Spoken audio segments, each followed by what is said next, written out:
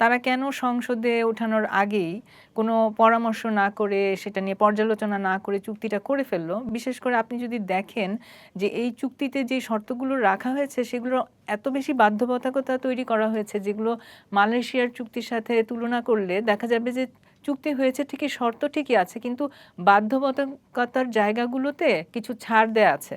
কাজে এটা যদি সংসদে আলোচনা হতো বা পর্যালোচনার সুযোগ দেওয়া হতো, তাহলে কিন্তু এখানে যে বাধ্যবাধকতার যেই লেভেল সেটা হয়তো আরেকটু কমানো যেত।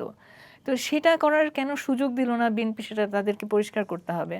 এবং এখনো সময় আছে, পর্যালোচনা করে সেটা করার দরকার কথা ছিল। কিন্তু এই যে আমরা যখন শুনলাম যে পল কুমারের সাথে আলোচনায় সরকার ইতিমধ্যে আশ্বস্ত করেছে তাদেরকে যে তাদেরকে চুক্তি এই মেনে চুক্তি চলবে। মেনে চলবে। তো এটা আমার মনে হচ্ছে যে তারা একভাবে একটা সিদ্ধান্ত নিয়েই ফেলেছে, যেটা এক ধরনের অন্তর্বর্তী সরকারের যা হয়েছে তারই একটা ধারাবাহিকতা।